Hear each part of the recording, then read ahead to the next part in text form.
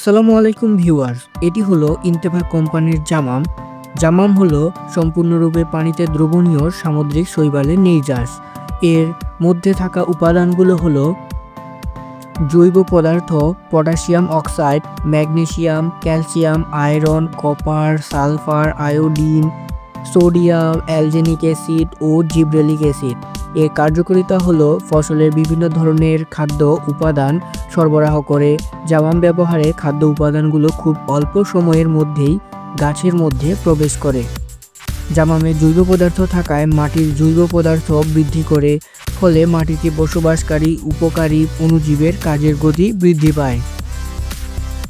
জামাম মাটিতে অবস্থিত খাদ্য উপাদানসমূহ হতে ফসলের প্রয়োজন অনুযায়ী খাদ্য সরবরাহ করতে সহায়তা করে।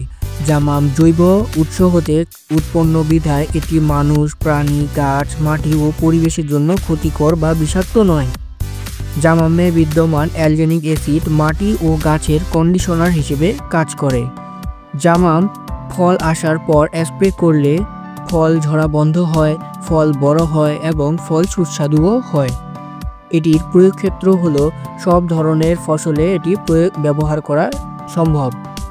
ব্যবহার বিধি: প্রতি লিটার পানির জন্য 0.4 গ্রাম, তবে মাটিতে প্রয়োগ মাত্রা একর প্রতি 800 গ্রাম থেকে 1 কেজি। জামাম ফসলের দৈহিক বৃদ্ধির যে কোনো সময় ব্যবহার করা যাবে। জামাম 20 থেকে 25 দিন পর পর ফসল বেঁধে 3 থেকে 4 বার ব্যবহার করা যাবে। জামাম মাটিতে ছিটিয়ে ব্যবহার করলে ব্যবহারের পর সেচ দিতে হবে। ধন্যবাদ সবাইকে। আসসালামু আলাইকুম।